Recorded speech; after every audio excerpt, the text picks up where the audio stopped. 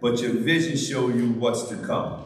Unbelief in ourselves is so prevalent that I do not wish to say anything that might be interpreted as excusing it. But for all our being so slow to believe in ourselves, I still think that we sometimes blame ourselves for our unbelief when our trouble is nothing more than our inability to visualize. If you have a willing mind and are truly ready to make some minor adjustments in life, you will have to learn how to always visualize vertically. Everybody say always visualize vertically. So when I talk about you need to learn what you need to learn while you're in the development stage, most people believe that when a caterpillar goes from being a caterpillar, he goes straight to being the adult butterfly. But actually, the caterpillar, when the caterpillar goes into the cocoon, the caterpillar is literally called a different insect. That insect's name, you can look it up, is called pupa. The P-U-P-A, pupa. The pupa is the insect that's in the stage of development. And I'm telling y'all all of that is because where you are now, this is your pupa stage. This is your stage of your development. So before the caterpillar can leave the cocoon to go to the adult butterfly, he has to be provided with everything he needs to function on that level. He don't get it when he get there. Right. He already has it when he's in the cocoon. That's the stage of your development. So this place, no matter if it's here or if you're getting more education outside of here, your stage of development is what you're going to do when you become the adult butterfly. Anybody understand what I'm saying? Say I'm in a stage of development. So remember I spoke about rules and regulations. Remember I mentioned that, right? Yeah. All of that is a part of your development. How you function, and this 4 or 5 people break that rule and you stick out, you don't break that rule, it don't make you less than, it make you stronger. But if you look at it like, everybody doing it. Yeah, everybody doing drugs out there on the streets. I don't want to do them. So, but in order for you to function properly, you have to always visualize vertically. That simply means seeing on a higher level. So you got to look at this program, right? Look at it from this day forward. However you might have had, if you had a negative perspective about it, right? I need you to rethink it now. We start Monday morning, you're just going to, everybody say reloading. You got to just reload. Just take it and throw it away. Forget about if somebody, I'm not saying this happens, somebody who's been here longer than you and they tell you something negative, forget all of that. Right now, we're going to scratch it. We're going to reload. Everybody say minor adjustments. We're just going to make some minor adjustments. I'm now visualizing it differently. This is my stage of development. If I'm having a problem in this area, I have to go to someone, let them know. Listen, I'm having a problem with this. I'm not understanding this. I remember, thank you, Lord. I remember I couldn't read and write. I learned how to read and write by writing a letter to a girl in jail. She never wrote me back. She sent my letter back and circled all the words I had wrong and the correct way to spell the word on another piece of paper. There you go. Right? So I'm saying that because we might have issues with stuff and we've been living with it so long that we are afraid to confront somebody and say, I need help with this. I don't understand this, or I'm thinking this way. We have, everybody say minor adjustments. We just have to make some minor adjustments now. We're going to have to go to somebody that might be a little bit more advanced and humble ourselves. Remember that pride. Humble ourselves and say, sir, I noticed you're really, do you mind? You'll be surprised they will enjoy helping. Oh, of course. People will enjoy trying to help you get to different levels. So you got to always visualize vertically. Remember, the insect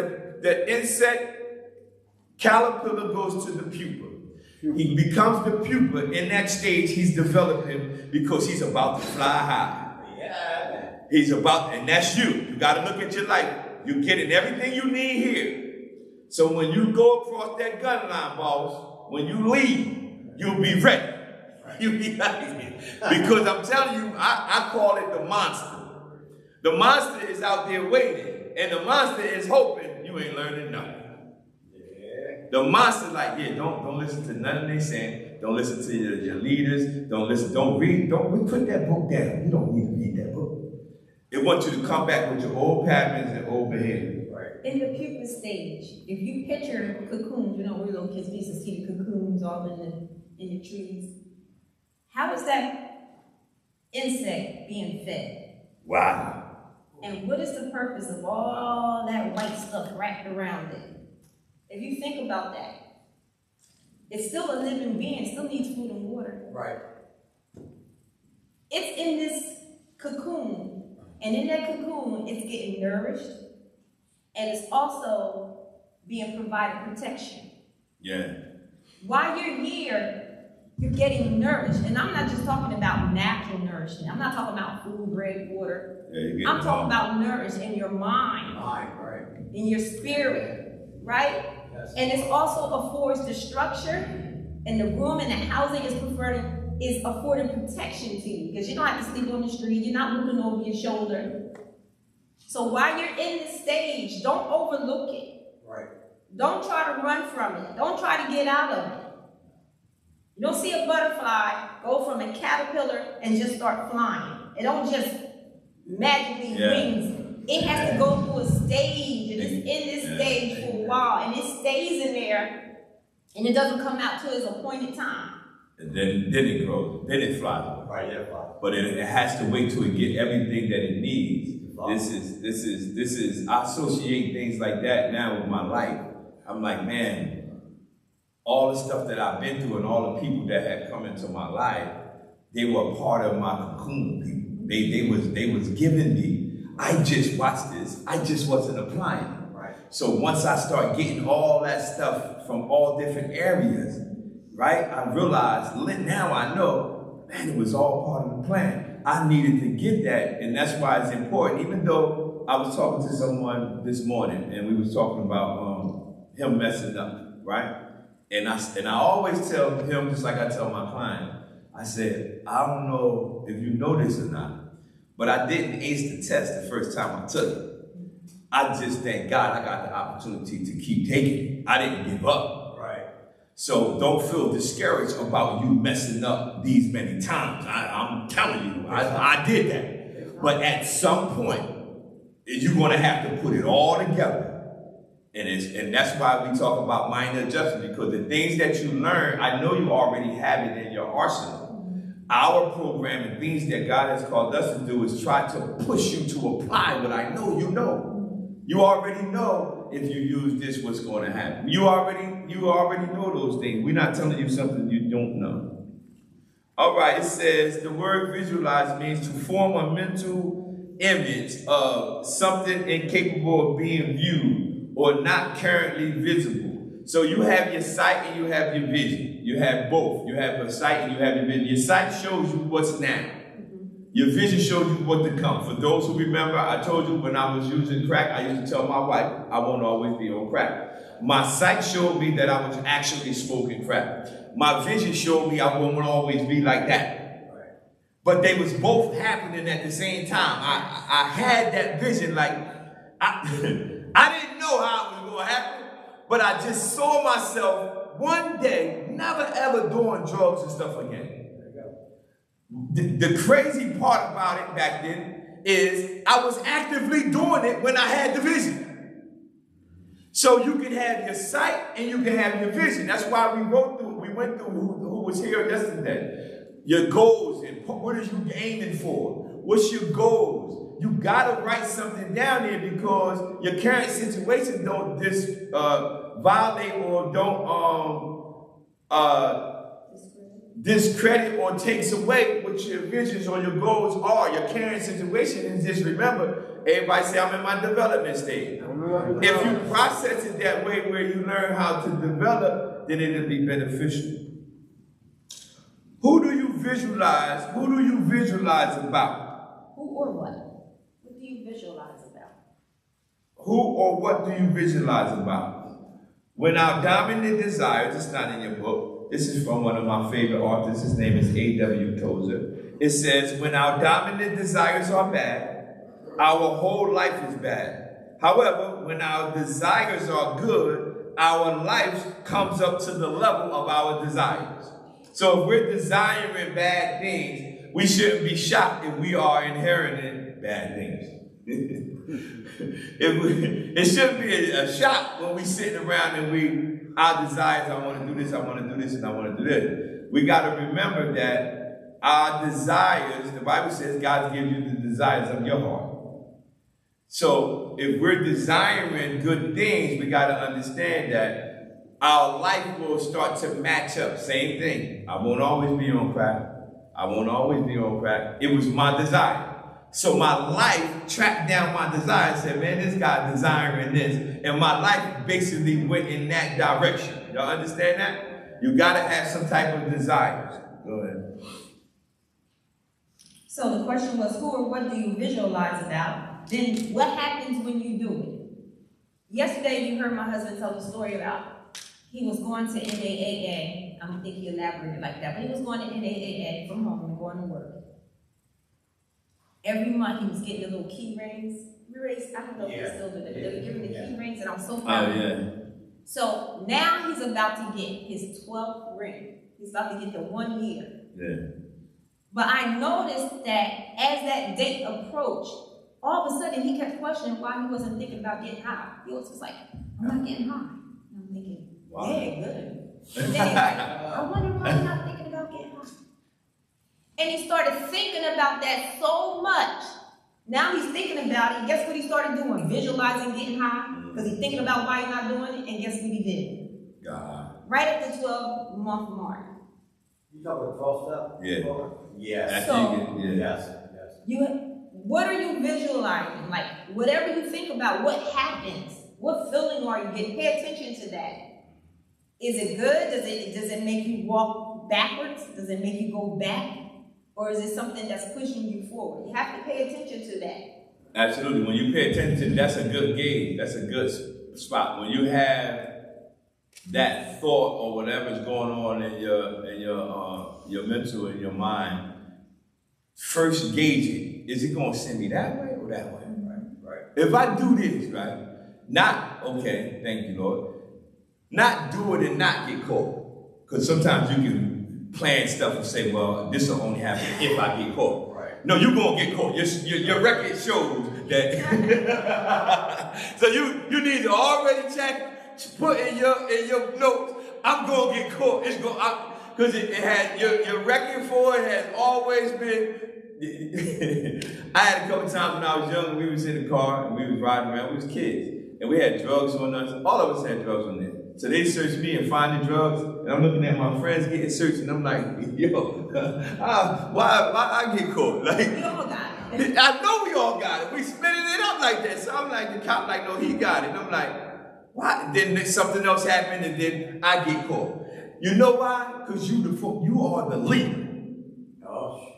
The reason why you get caught is because you're the leader. And you shouldn't be doing all that. So God will magnify or put a light on you. You're not getting away with it. It's because He put so much in you that every time you do something, it could be 50 people, and you gonna get pointed out because He put something in you. And like my wife did the demonstration, you doing everything else but what He put in you. And that's why you always get boom, boom, boom. You go down. You do this, you go down. Yeah. You might not know it. You're the leader. That's why you always get caught. That's why you always seem like it doesn't work. It seems like as soon as you try to stray away from it or do something opposite of what you should do, you'd be like, hey man, I don't know why this happened. Yeah, I had to find that out. You're the actual leader. Where did you form that image from? Because we have images. You have to find out where the image came from, because we have image from our parents, grandparents, something. We have an image from somewhere. The community gave us this image. Oh, I can't do this because I only had one parent. I lived in this area. So now we took that image and we put that image in our mind when really that's not the truth. That's just an image somebody portrayed to you. That's why the image that we always portray to you, like we always tell you, we can't change you. We just can inspire you to want to. You want to. We can give you that image that we show you that it's possible. Like my wife always say, no matter what God you choose, we only going to tell you that the God we chose works. So no matter what, we want to put the image in you that the strategy or the plan or the purpose that we have is a purpose that we know without a shadow of a doubt. It works. Now remember yesterday, one of the questions, if you did your question, was who are you? And we're asking that question to see what you're going to answer. You just want to tell me your name, what you like, your parents, where you come from. That's not who you are, right? Remember, these images, they're formed by our surroundings, our community, how we're all, our culture, different religions, different races, where we live, our neighborhoods. Yeah. It's formed through that. That's not who you are. Those are things that you saw or someone told you or demonstrated. And you can pick up these things. You can pick up mannerisms. You can pick up behaviors. I know my husband, like, he's the only one out of, 4 children that did drugs. Right? So he, at one point, he was attributing it to, well, I always went, to the pool hall and always seen the cool guys and, where I went with my mom, I saw this and I saw that. But there was other people in the community that weren't doing that. Yeah. So it's not like that's all he saw, but that's all he focused on. That's all I paid attention to. He focused on the drug dealers and the guys with all the girls and the cars and the quick money. Yeah. He didn't focus on the person that owned the pool hall or the people that own the stores on the strip. Yeah, I focused on the opposite. So it's the same way when you form that image. When you talk about that image, is very important. And then one of the things you have again on the side, on this side. When I say on this side, I mean the side of you walking in the life of away from your bad life, good life, right? We can always associate or make it or simplify it. That's simply what it is. But we gotta pay attention to one thing. We have to pay attention to. You have to pay attention to this. The enthusiasm and emotions and stuff you have in the morning when you're using drugs is not the same when we over here. Man, listen to me. Nobody in here, right? And if we got up this morning to go out to go do what we do, man, we excited. We gonna go figure out what we gonna do, how we gonna do it. What's up, y'all? No, let me give a demonstration. This was my husband when he was about to do something. I can always tell. Got paid every 2 weeks, right? The first week he laying around the house, he eating, he doing good. The next week, Monday, he doing all right. Tuesday, by Wednesday, he picking a fight. Yeah, argument. Can't sit still in the house. He washing everything. He washing windows. I'm about to get that money. He washing clothes. He taking the towels. He stripping the bed. He cleaning. Yeah. Right? But he picking little fights. Kick me out. By Thursday, the fights getting worse. Because he know Friday he get about paid. to get the money.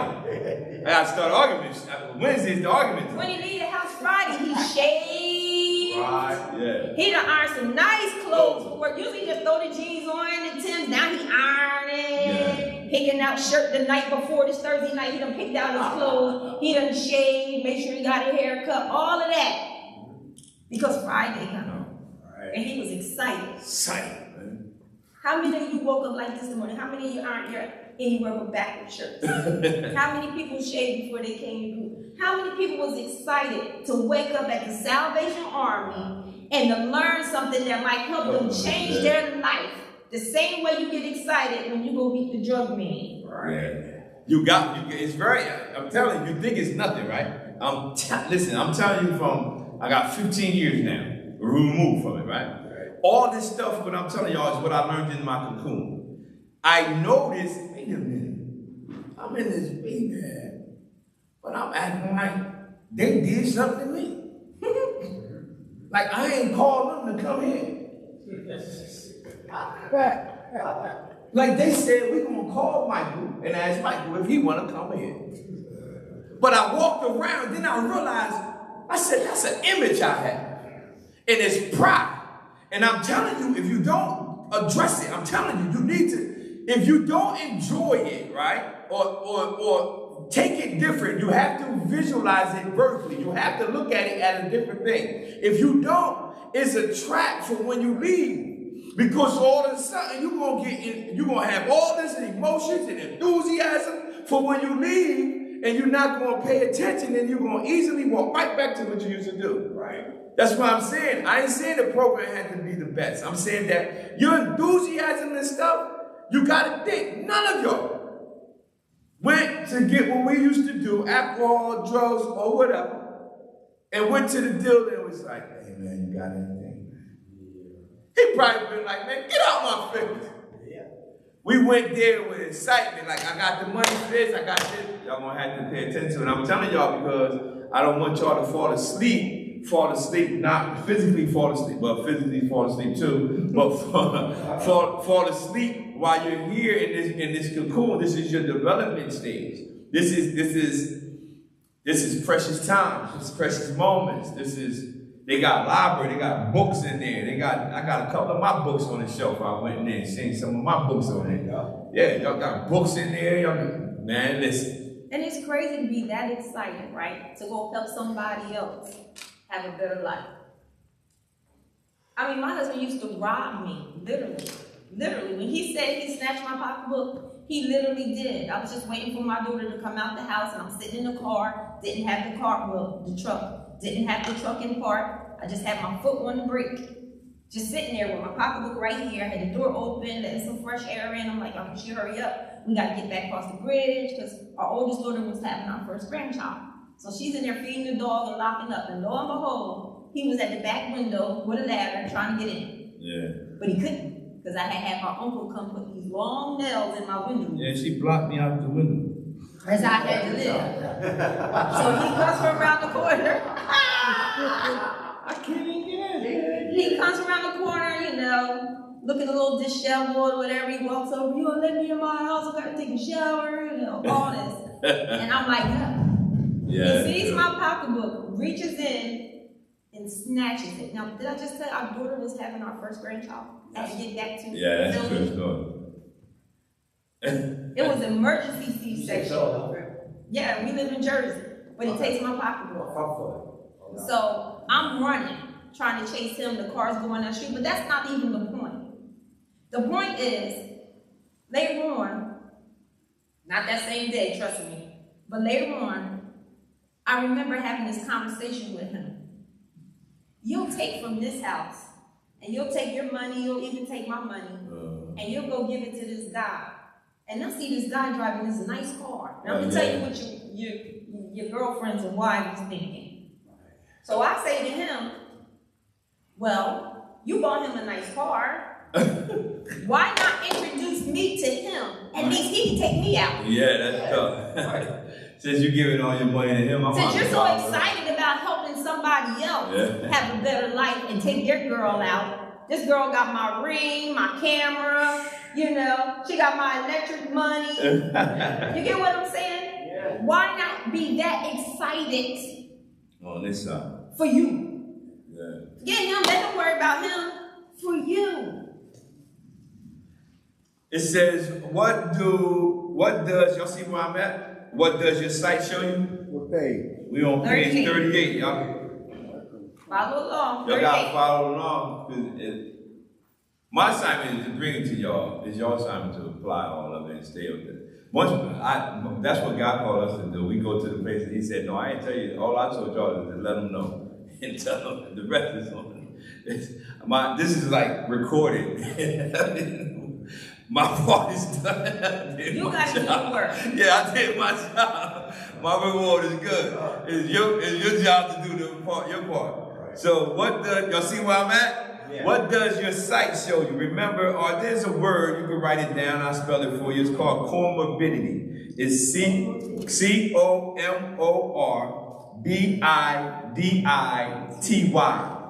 Comorbidity. And that is two or more issues occurring, it's a medical term when I looked it up. It's two or more issues occurring in the same person. They can occur at the same time or one after another. Comorbidity. That means that it is a medical term. That means something can go on at the same time. So you can have your sight and your vision. You can have something going on at the same time. That's why a lot of times we focus on one thing and think we can't focus on something else. Something bad. Something bad, yeah. Morbid is not really something that's good. So you can have two bad things going on at the same time. So you remember where you formed that we talk about where your image come from, right? So you got these images from somewhere that's really no truth to it, or it might have happened for somebody else, and you just took it. So now you got it in your head and you meditating on it. Like I always thought at one point in time, there's no way I can not do drugs. Like when I'm saying that, I'm thinking this is just thoughts in my head. You mean nothing? Because now I'm thinking, you mean just not heroin and crack. You're not saying, so you telling me, I'm talking to my mentors, you tell me you don't do nothing. And he said, no, I ain't did nothing for 30 years. Because I thought in my head, that's impossible. But it's not. And he lived with somebody that didn't do it. So I don't know why he thought it was impossible. Do you see how crazy he thinks sometimes? But that's crazy. It's not impossible. It is possible. Because the same things we face in life, everybody say minor adjustment. The same things we face in life, other individual experiences as well. But not everybody resort back to using drugs and alcohol to deal with or cope with the situation that we're faced with. That's just something that we resorted to. So if we remove that, thank you, Lord. If we remove that option, that's one of my favorite things. If you had a table and you had all these things on the table, right? You had talking to a counselor, praying, doing some other things, meditation things. Then you had using drugs all on the table, right? My motto, this is how I live my life to this day. The option of using drugs and alcohol is not even on the table. If you had a table and you had them sitting in front of you, that part is gone. So now I'm left with all of whatever else I have. So you have to eliminate that option. The reason why we mostly go back to our usage is it's an option. It's still one of the things that you can resort to. For me, in my house, and everybody that I tell, if you eliminate it, like that, you don't have an option of going back. You have to, that's a process you have to make on your own. What does your vision show you? Your vision is, Miles Monroe said that your vision is a preview of your purpose. Wow. So you got your sight and your vision. What does your vision show you? Does your vision show you, anybody got kids in here? Kids, yeah. Does your vision show you doing something like with your kids? Like in your vision, you like, you know, I got grandkids, like they think I walk on water for real. Like they just think. They think you're rich. They think we going in the store, pop out. They say you went to pop went to college. I'm like, yeah. that's where I was at. My pop rich, my pop. So they think everything, right? So if you got a vision of, you know, being back in your kids' life or your grandkids, and that's a vision. Like, don't let that go. Because no matter how bad it was previously, that's a vision you can have. I walk around the house and they just follow me. Why is y'all following him around? But look, I love it. I go in the room, I show them where the candy at, so when I'm not around, they talk about, why y'all go in there and get that candy? And wink at them. Like, I want them to eat it so they go home hyped up. Then I said, why you in there? They said, I don't know, Pop, don't worry about it. I show them where the stash at.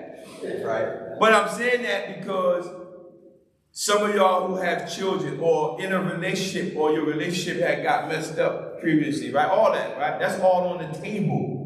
You got to put that in your vision, right? Always visualize vertically, because those are the joyful moments that the other individuals really love you for.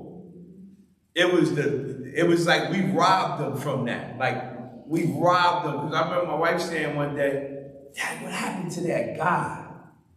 Like, that guy that you know, what happened to that guy? It was funny because when my wife met me, she said, you're a nice guy, but you just a little rough around the edges. She said, boy, I ain't know. I ain't know how. But she went through all this and said, man, I ain't know it was that rough. Because she thought she was going to smooth me out. But remember, people don't change people. So you ain't going to change. That's one of the things we're going to talk about Sunday, but I'm going to leave that there. Do you believe in yourself? Yes. Do you believe in yourself? That's a good one. Do you believe in yourself? And it's important because sometimes we might think we believe in ourselves, but one of the gentlemen mentioned afraid of the unknown. Right.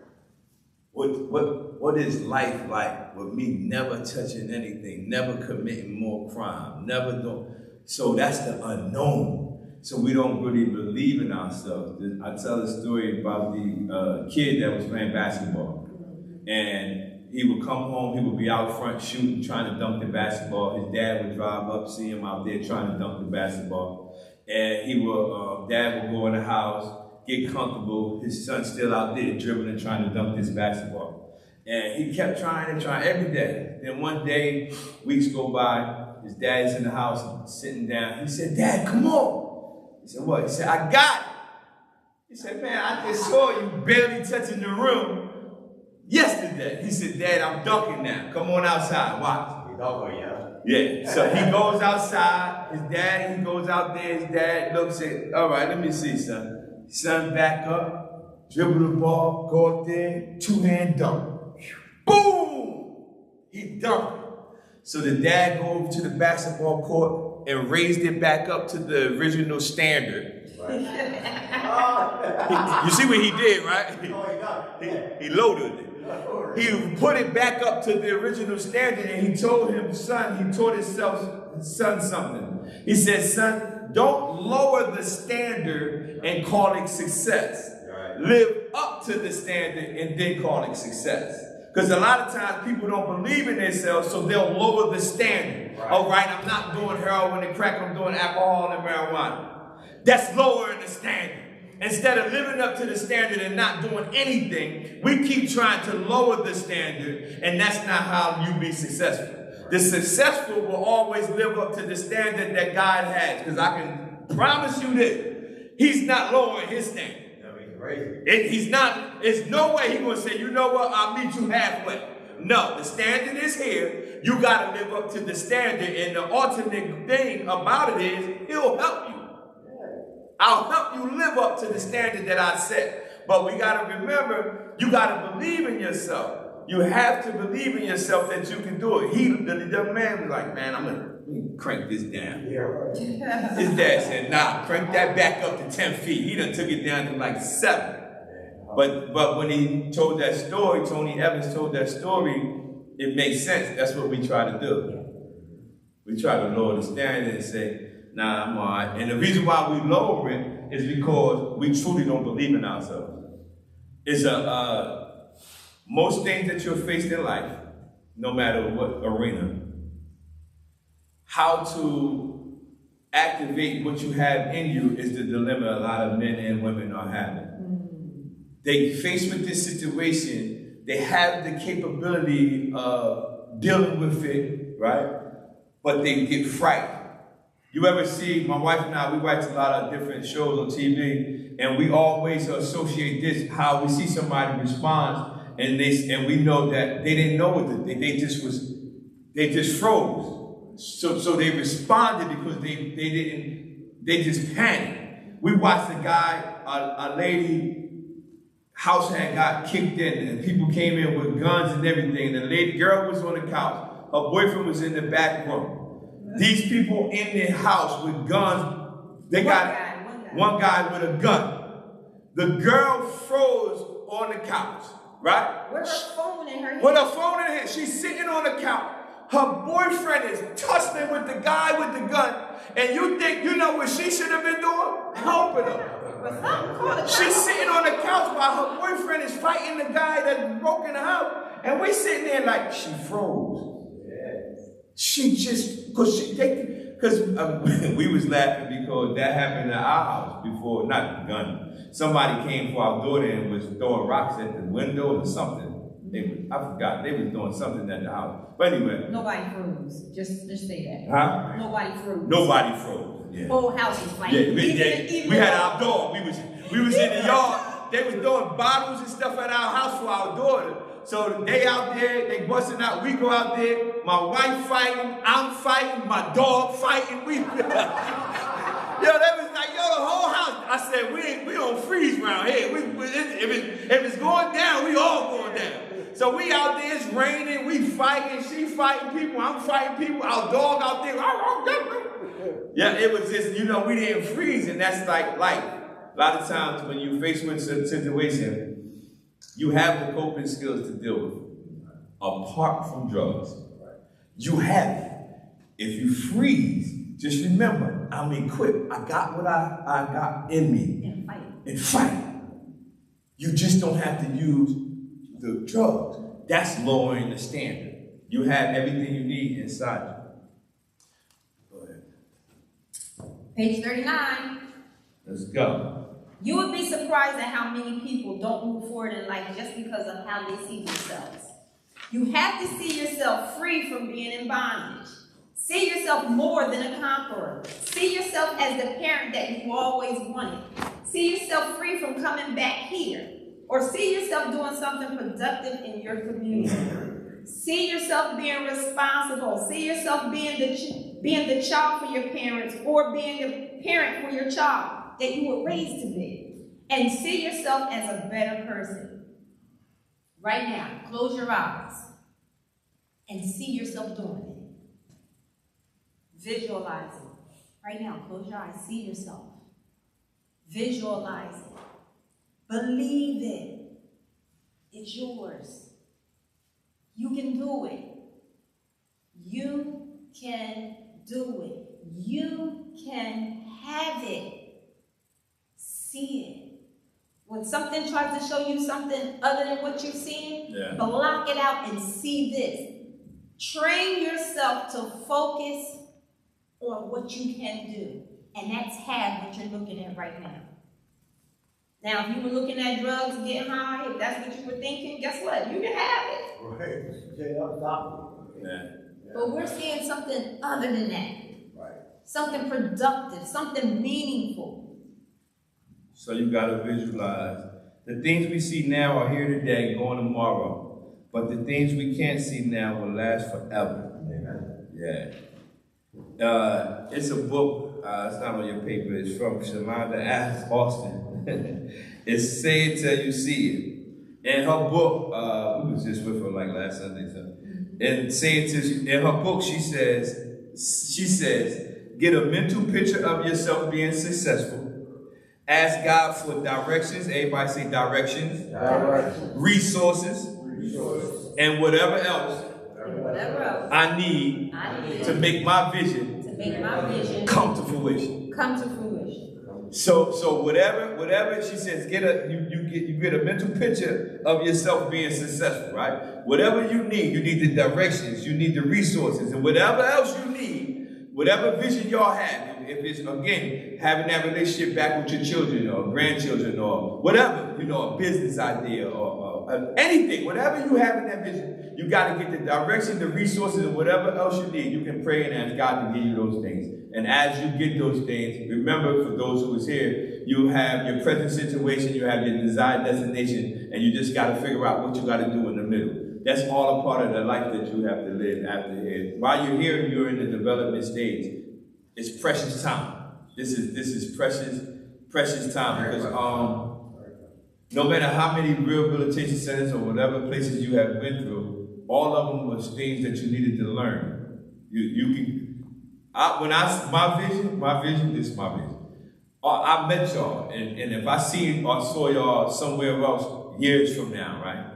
One of us gonna be like, yo, I remember you from some, you know what I mean? And I might forget your name, you might forget my name, but we're gonna remember, remember we was there? And then we're gonna laugh. But in my vision, that's how I always see everybody, every group we do, I see y'all being successful. I don't never have a vision of you failing. I never have it because I look at you like me. I said, if I can do it, he can do it.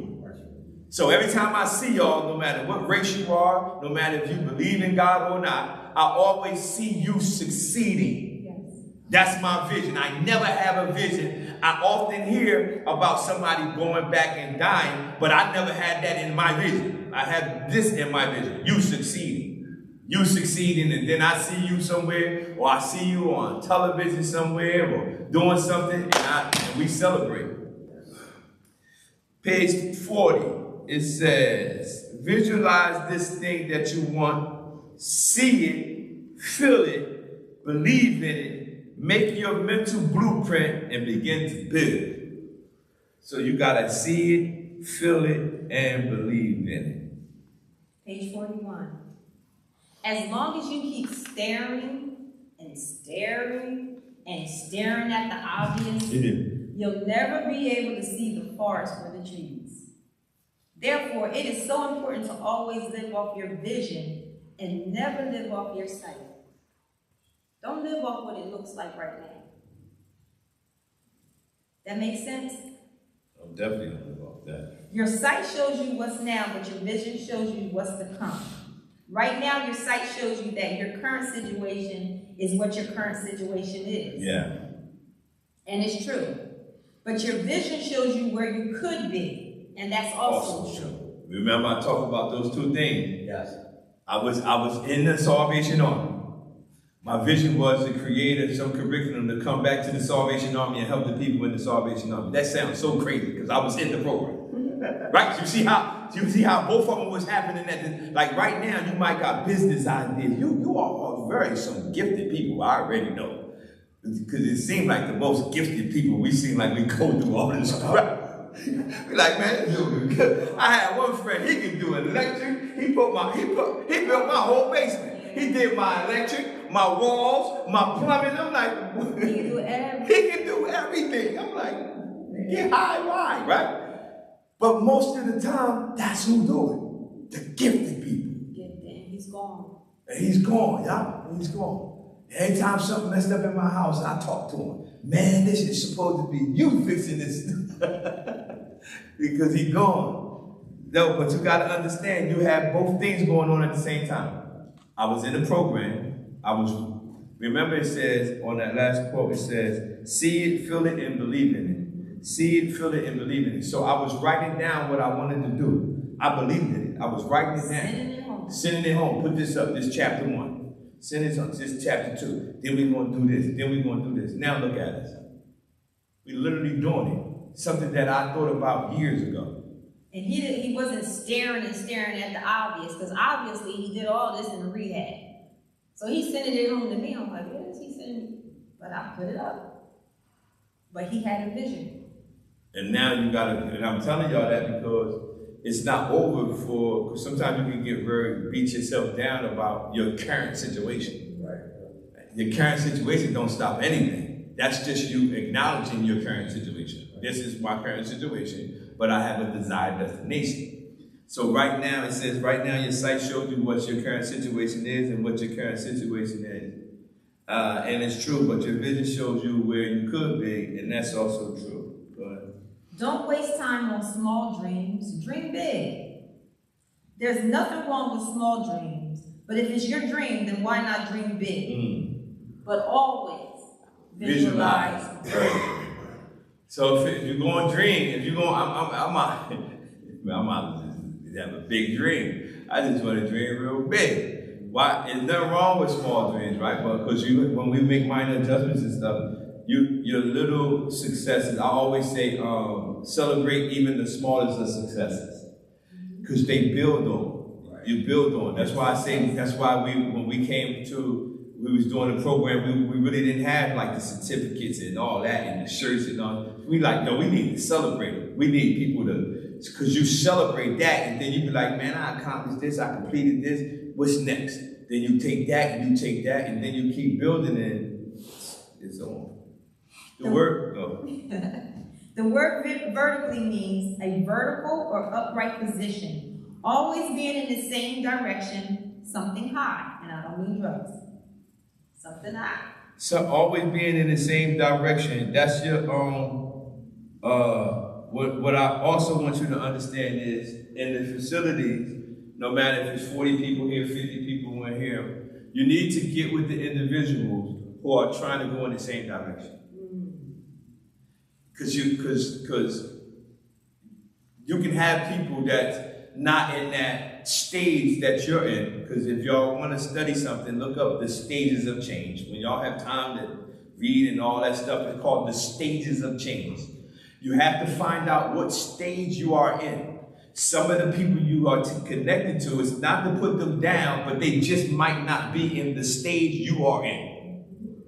So when you study the stages of change, right, you find out where you are, and y'all have to always remember, she says, it means always being in the same direction, meaning this particular group of people, we always focus. You tired. The group I used to have in my program was like 4 of us out of 40. They said, man, y'all, who y'all think y'all are? No, we the tired group. the other guys, they wanted to keep doing all this stuff. We had like 4 people, right? We was strong too. We was 4. We was like, we used to tell people, I'm not trying to offend you, but us 4 right here, we got goals. If it's 2, if it's only 2 of y'all, you just got to get with somebody that's trying to go in the same direction, right? Because y'all going to feed each other. You can't have this person over here talking about, yo, let's go do this and do all that. And this person over here, yeah, when I get out, we're going to open up let's go over here. I don't feel like doing a group. Let's play sick. Like, you know what I'm saying? You don't want all that. Nah, man, I'm getting up. I was getting up when I needed a hit. I'm getting up today. I'm going to this. I'm going to work. You gotta get in the same direction. Y'all understand what I'm saying, right? And you're not putting people down. Because sometimes we will feel peer pressure is real for grown people too. It's real. So I don't want you to think, I'm telling you, I know it's real. But you have to get with the individuals. You can always tell what group or person or direction a person is going in by letting them talk. If you hear him talking, you say, they going now when y'all look it up, stage 10, you're gonna be like, he in a different stage. He's not in the stage I'm in. Catch up with me down there. Right? You're gonna have to. I'm telling you, I had to do it. And I have men that have called me, that I was in the program with. And they always say, because I will hold their feet to the fire, if you will. We had rules in the program, and they used to say, when I was in the area, we had like disciples, they were called. And we had to help individuals in different areas of the program. And when other people was there, they would let them slide. They would say, I'm going to let you get away with it, right? And then they would go tell somebody, Mike working today. And they said, he ain't letting you slide. Hell no. I wasn't letting them slide because the person who was letting them slide was the person who was giving them the heroin. Right. The person who wasn't letting them slide was letting them know you don't need to go back there. Because we think you're getting a discount, you think you're getting favor, you think you're getting a privilege, but really they are really helping you continue to use because they are not holding you accountable. And you don't want them, you want somebody to be an accountable partner. You need somebody to hold me accountable. When I leave out of a particular town or I'm going to Atlantic City, I text my wife, I'm going to here, whatever. When I leave, I text or call, I'm leaving, I'm going here, I'm going over here. That's not because I have to do something. I want to be accountable. If something happened, she can be like, no, he wasn't there. He was on, he was at this area. That's all of us. We got to do the same thing. Who do you want to be? Questions. All this is stuff for y'all when y'all get back and times to write down. What direction are you always looking in? Are you always looking at the things you did? Because looking at the things you did is over. You can't do anything about it. You can't change it. Solution, another thing y'all can look up. The stuff I'm giving y'all is stuff that I study. So when y'all write it down, maybe even y'all can look it up when y'all here or when y'all leave. It's another one. It's called solution-focused therapy. It's called solution-focused therapy. This is stuff that I study from my own personal walk. And it says solutions-focused therapy emphasizes on the present and failures while devaluing while devouring your past. So solution-focused therapy, the person who created it, all their lessons is teaching you on the present, your future, and it says, I don't care about the past. The past is meaningless. You don't have to work. So solution-focused therapy want to deal with your present situation and your future. So what that does is, because a lot of times we will allow our past to hold us. My first book is titled, literally, Pushed Out the Crack House into God's House.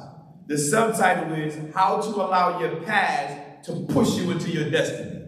Because most of the times we let our past hold us. Oh, yeah. But the book is talking about how I use my past to push me. Right. It's not stopping me. Now I'm going to use you. So now every arena I go into, instead of when I fill out the application, they say, have you ever used drugs? Absolutely. Absolutely. Yeah. Hey, you want me to screenshot it? How you want it? Yeah, I do. Because I want to use that to go into a different arena. And if y'all don't know this, thank you, Lord, for reminding them. Recovery coaches, peer recovery coaches, is a position you can get, right? Peer recovery person is literally a peer. Somebody who had went through substance use issue. Now they're paying you as coaches to be a coach to work with other individuals who are currently struggling. I suggest all of y'all look into being a certified peer recovery coach. You have on-the-job training. Hey, listen to me, y'all. They paying y'all. For your knowledge. They paying you. They want you to be coaches. It's so big that if you don't have your high school education, if you can get somebody who can verify that you can literally read, because a lot of people can read, write, and everything, but didn't finish school, right? If you get somebody, if your supervisor or somebody can verify that you can do that, you still can become a certified peer recovery coach and don't have the high school program. They making it like so easy for you to go into a different arena, watch this, where you're comfortable. Why do you think that is? Why not use somebody that graduated high school or college? Yeah, why y'all think that? Why? Why? Experience, they ain't never do drugs. Right. So somebody like me, why not go after me? You know? Because I wouldn't be able to relate. So it's you. But you would be able to relate. Somebody who's thinking just like you at a moment in time. And you can say, no, I know what you're thinking. Let me tell you why it don't work. And they'll receive it from you way quicker than they will receive it from me. That's right. right. Like, what are you talking about? You don't know anything about it. Yeah, you should, all of y'all, they have it, it's all over the world. CPR, Certified Peer Recovery Specialist. You think you're going to leave here and you know, I'm going to do good, but how am I going to get a job? Look into that. Look into it, because they want you to get into it, and yeah. But don't try to coach somebody while you still actively doing it. You gotta be, You gotta be focused. You gotta be going anywhere with that. Yeah, don't be doing it. But it's good because I'm telling you, because I have to God be glory, I got like 8 recovery coaches that I supervise, 8 coaches, right? But we always want to try to encourage other individuals to become coaches. Remember I told y'all who was here before I talked about y'all surrendering one lifestyle, I told y'all about purpose. Mm-hmm. Yeah. So I told you about purpose because if you make that your purpose, you'll be willing to say, I'll give up that. You won't pay me to help other individuals who was just like me. What greater joy? It's you can't ask it because you got all the experience.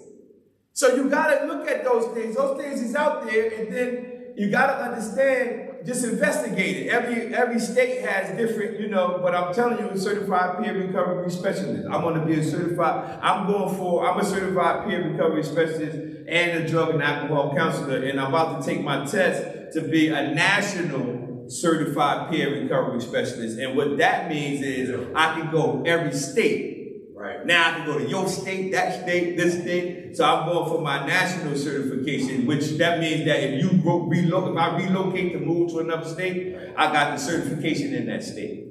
So I'm just giving y'all some stuff to look into, and whoever has that heart to y'all not use that Google. Where does your vision say you should be? Let's look at, why won't you look higher than here? Why don't you look higher than here? And the reason why I say that is because sometimes we get comfortable with our cycle. We was listening to a song, we was riding up here today, and I turned it down, and my wife turned it up. I turned it down, she turned it back up. And the song was, I'm not going to continue to keep going in cycles. Cycle. And that's important, because if we're honest, we can look at our life and say, man, I've been going in a circle. Watch this. I'm going in a circle, but getting older. I'm going in a circle, but it ain't like I'm staying 30, 40, and 50. We going in a circle, but our age is going up. And that's we gotta understand. We gotta look higher than here. Let's go. Do you have any dreams or desires? All this stuff is in here for you to write down. Do you waste time on small dreams? What's blocking you from looking vertical or in the same direction, or connected with people who are going in the same direction? Because sometimes, I told y'all, I'm saying this again because of peer pressure is real. As a grown man, I'm telling you, you can have peer pressure. It's not an adolescent thing. So what's blocking you? You got to find out what's blocking me from looking in the same direction and grouping up with people who's going in the same direction. Because sometimes we say, I got to stay with this group so I can feel a part of. But I got a lot of friends. And even my friends know that I call coming to my church. I won't go to certain areas or do certain things, or I won't stay there long. Or if I feel, this is another thing that you got to have, if I feel like I'm uncomfortable, I'm leaving. I'm not trying to explain why I'm uncomfortable, who's around, or whatever. We gotta go. And I remember last time we was somewhere, and my friend needed a ride. And my friend was like, yo, I need you to ride me to the store. And I told my wife before he asked for the ride, I said, yo, I gotta go. We gotta go. Pack it up. We out of here. And I was in Atlantic City, where I grew up. And my friend, like, I need a ride. My wife said, you're not gonna give your friend a ride? And I said, no. Man, my life on it. I gotta go. She said, so you're not gonna give your friend a ride? I said, no.